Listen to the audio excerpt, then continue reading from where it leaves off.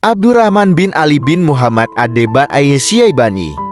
Pengarang Maulid Dibai ini lahir ketika ayahnya sedang bepergian, dan sampai akhir hayatnya beliau tidak pernah bertemu dengan ayahnya.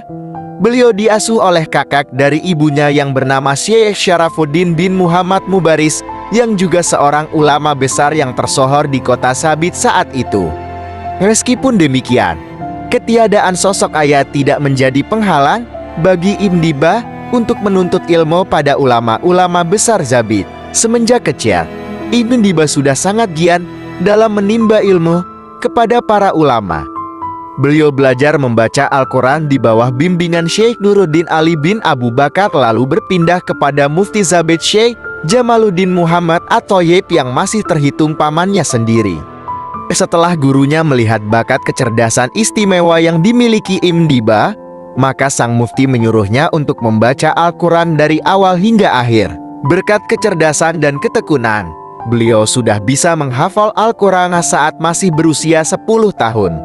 Tak lama setelah beliau berhasil menghatamkan Al-Quran, Ibn Diba mendengar berita duka bahwa ayahnya telah meninggal dunia di salah satu daerah di daratan India.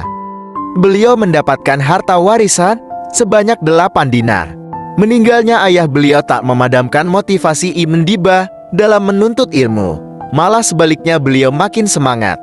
Setelah peristiwa itu, beliau memutuskan untuk belajar ilmu qiraat dengan mengaji Nanzom Bait Syatibiyah dan juga mempelajari ilmu bahasa gramatika, matematika, faraid, fikih.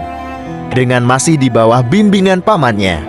Atas arahan pamannya, beliau disuruh untuk mengaji kitab Zobat Nadlom Fikih Mazhab Syafi'i kepada Syekh Umar bin Muhammad Al-Fatah Al-Asy'ari. Kebiasaan dan karya-karya Ibn Diba. Beliau adalah salah seorang ulama ahli hadis yang terkemuka pada abad ke-9 Jan. Kehebatannya dalam bidang hadis telah diakui oleh para ulama, sehingga banyak yang datang kepadanya untuk meminta sanad hadis dan mendalami ilmu hadis. Meskipun demikian, hal itu tak membuatnya berbesar hati.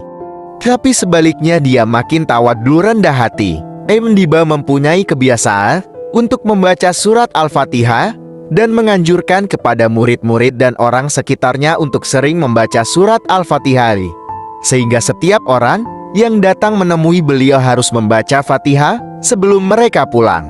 Hal ini tidak lain karena beliau pernah mendengar salah seorang gurunya pernah bermimpi bahwa hari kiamat telah datang, lalu dia mendengar suara, "Wahai orang Yaman, masuklah ke surga Allah."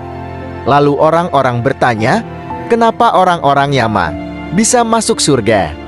Kemudian dijawab, "Karena mereka sering membaca surat Al-Fatihah."